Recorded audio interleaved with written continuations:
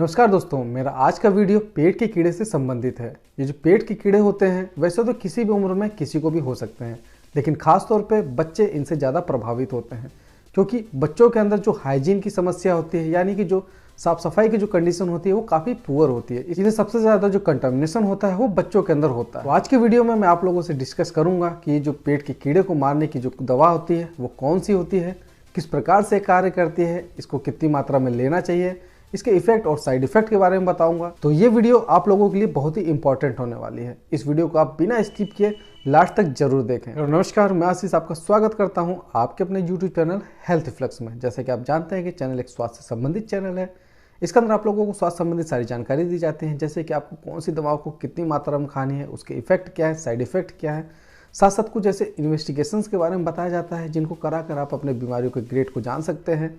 कुछ ऐसे life style changes के बारे में बताया जाता है जिसको अपनाकर आप अपने लाइफ को और भी बेहतर बना सकते हैं। तो देर न करते हुए जो भी स्वास्थ्य संबंधी वीडियो देखना पसंद करते हैं मेरे चैनल को सब्सक्राइब करें, साथ में बेल आइकन दबा के ऑल पर क्लिक करना ना भूलें, जिससे मेरी आने वाली जो नई वीडियो है उसकी नोटिफिकेशन सबसे पहले आप लोग तक आसानी से पहुँच सकती है। तो देर न करते हुए आते हैं टॉपिक पे। दोस्तों, पेट के कीड़े को मारने की जो दवा आती है उसका नाम है एल्बेंडाजोल। ये जो एल्बेंडाजोल टैबलेट होती है ये एंटी हेलमिंटिक्स ग्रुप की दवा होती है, यानी कि जो पेट में आपके कीड़े होते हैं, जो परजीवी होते हैं, जो पैरासाइट होते हैं, ये उनको मारने के लिए काम आती है। मुख्य रूप से जो पेट के कीड़े होते हैं जैसे राउंड वार्म हो गया, टेप वार्म हो गया, हुक वार्म हो गया, पिन वार्म हो गया, इन सब प्रकार के जो आपके पेट में कीड़े होते हैं ये उन सबको मारने में काम आते हैं। दवाओं के बारे में जानने से पहले हम ये जान लेते हैं कि ये जो संक्रमण होता है आपके तथा आपके बच्चों में किस प्रकार से पहुंचता है। जब कभी भी कोई संक्रमित व्यक्ति या संक्रमित बच्चा अगर स्टूल पास करता है, उसी स्टूल के संपर्क में अगर कोई समान व्यक्ति या समान बच्चा अगर आ जाता है तो वो संक्रमित हो जाता है। जैसे अगर बच्चे उसी मिट्टी में खेलते हैं, उनकी नाखूनों में वो गंदगी लग जाती है, वो संक्रमण जो होता है वो लग जाता है, और वो अगर बिना हाथ धोए, बिना हाथों को साफ सुथरा किए, बिना हाइजीन मेंटेन किए अगर वो खाना खाता है, जिसके द्वारा क्या होता है कि वो संक्रमण उनके नाखूनों से होकर उनके मुंह के द्वारा होते हुए उनके पेट में चला जाता है और वह व्यक्ति और वह बच्चा संक्रमित हो जाते हैं। तो इस संक्रमण से बचने का जो सबसे आसान तरीका होता है वह होता है हाइजीन मेंटेन करना। यह आदत आपको बनानी पड़ेगी कि जब भी आप खाना खाते हैं या आपका जब भी बच्चा खाना खाता है तो उस हाथ को अच्छी तरीके से धुलवा लेना है या आपको उस हाथों को अच्छी तरीके से धो लेना है, तभी आपको अपने मुंह में हाथ डालना है। आइए बात करते हैं मेडिसिन एल्बेंडाजोल के बारे में। ये जो एल्बेंडाजोल होता है ये टैबलेट फॉर्म में 400 mg में आता है। ये एक प्रकार से एंटीबायोटिक की तरह कार्य करता है। इसका जो मोड ऑफ एक्शन होता है, यानी कि जो कार्य करने की जो इसकी प्रणाली होती है वो ये होती है कि जो भी कृमि होता है, यानी कि जो भी वार्म होता है, ये उसके इंटेस्टाइन से ये जो भी ग्लूकोज को एब्जॉर्व करता है उसको एब्जॉर्व करने से रोकती है, इनहिबिट करती है, जिसके कारण क्या होता है उस कृमि में एनर्जी नहीं रह जाती और वो धीरे धीरे मरने लगता है। इस प्रकार से ये कार्य करता है। सिंपल से समझने वाली बात यह है कि किसी को भी एनर्जी के लिए ग्लूकोज की आवश्यकता होती है।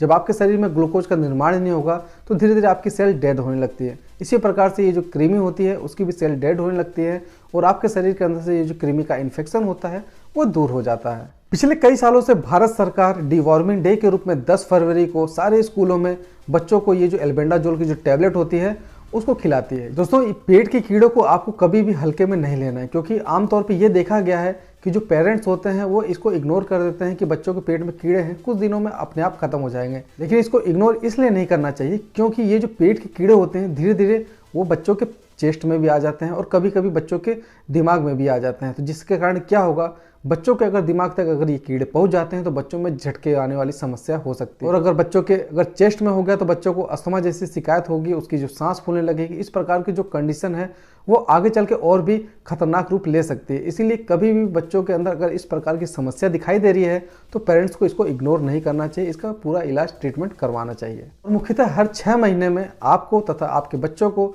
एक डोज का इस्तेमाल करवाना चाहिए। ये बात करते हैं इसके डोजेज के बारे में। अगर कोई व्यक्ति वयस्क है, एडल्ट है, तो उसको 400 mg की जो गोली होती है दिन में एक बार खिलाई जाती है, और अगर संक्रमण ज़्यादा है तो एक हफ्ते बाद इसको फिर से रिपीट किया जा सकता है।